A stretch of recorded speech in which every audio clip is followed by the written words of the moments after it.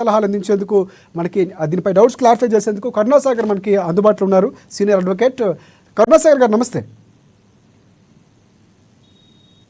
Right, ప్రధానంగా అల్లు అర్జున్ అంశం చూసే ఉంటారు, ఎందుకంటే ఒక పాన్ ఇండియా స్టార్గా ఒక నేషనల్ అవార్డు. సో ఆయన అరెస్ట్ తర్వాత ఇటువైపు జరుగుతున్నటువంటి పరిణామాలు మీరు ఉదయం నుంచి చూసే ఉంటారు, 12 గంటల తర్వాత జరిగినటువంటి పరిణామాలు. సో ఆ 4 గంటలకు వాయిదా పడింది. ఒక సెక్షన్లు ఒకసారి చూసుకుంటే కనుక 105 అలాగే బిఎన్ఎస్ 1181 ఈ సెక్షన్లకు సంబంధించి ఏం చెప్తున్నారు? ప్రధానంగా ఏ అంశాల్లో అల్లు అర్జున్ని అక్కడ ఎమర్జెన్సీకి సంబంధించినటువంటి రాబోతుందో పిటిషన్ సంబంధించి ఏ విధంగా ఉండబోతుంది? సో ఇక్కడ వేసినటువంటి పిటిషన్ నాన్ బెయిలబుల్ కేసు కూడా నమోదు చేస్తారు, దానికి సంబంధించిన డీటెయిల్స్ ఏంటి సార్? అల్లు అర్జున్ గారి సంధ్యా థియేటర్ దగ్గర జరిగినటువంటి స్టాంపేడ్ లో అల్లు అర్జున్ గారి పైన నమోదు చేసినటువంటి ఏదైతే ఎఫ్ఐఆర్ ఉందో అది 5వ తారీఖుననే నమోదు చేయడం జరిగింది.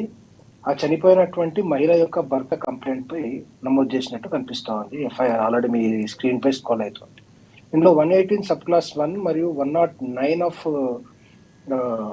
బిఎన్ఎస్ భారతీయ న్యాయ సంహిత కింద ఎఫ్ఐఆర్ బుక్ అయింది. 118 సబ్ క్లాస్ 1 అనేది కాజింగ్ గ్రీవియస్ హర్ట్ అన్నమాట.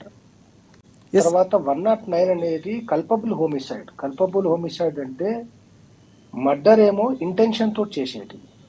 కల్పబుల్ హోమిసైడ్ ఏంటంటే ఇంటెన్షన్ లేకుండా జరిగిన సంఘటన ద్వారా ఎవరైనా ప్రాణం పోతే ఆ కల్పబుల్ హోమిసైడ్ అఫెన్స్ అట్రాక్ట్ అవుతుంది. అది సెషన్స్ మ్యాటర్, దానికి 10 సంవత్సరాల జైలు శిక్ష ఉంది.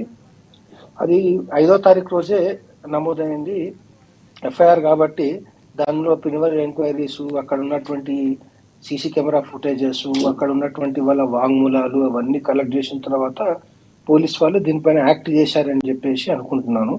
ఈ రోజు రిమాండ్ చేసేటువంటి ప్రక్రియ ఏదైతే ఉందో అది నాకు తెలిసి పోలీస్ వాళ్ళు 5వ తారీఖు నుంచి చేస్తున్నటువంటి ప్రిలిమినరీ ఇన్వెస్టిగేషన్ పైన ఈ రోజు రిమాండ్ కాపీ ఫైల్ చేసి రిమాండ్ చేసే అవకాశం ఉన్నట్టు కనిపిస్తోంది.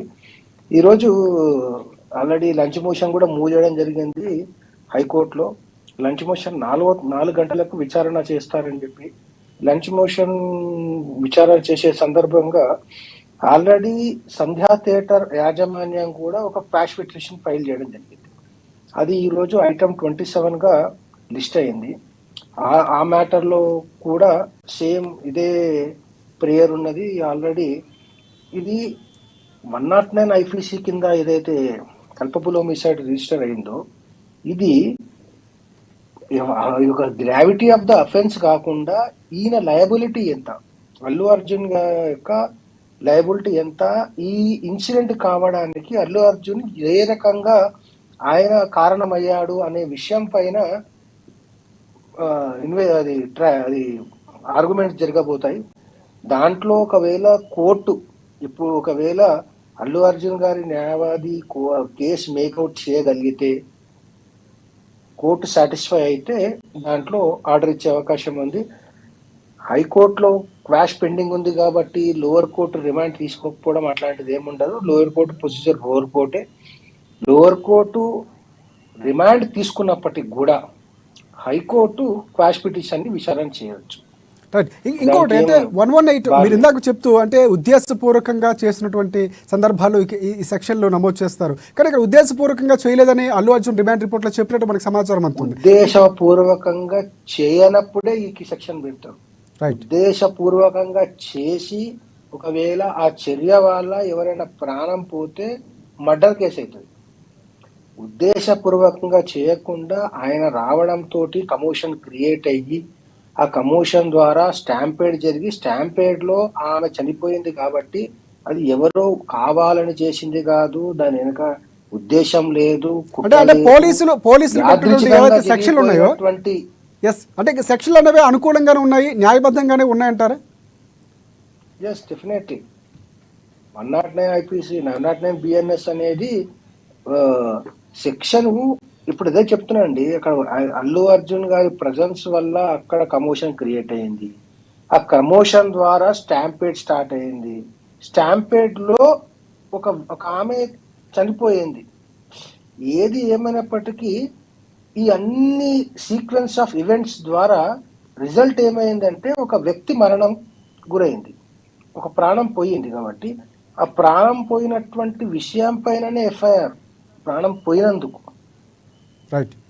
సరే 109 బిఎన్ఎస్ కాదు అది యాక్చువల్లీ 118 304 115 కాదు 105 ఒకటి 1181.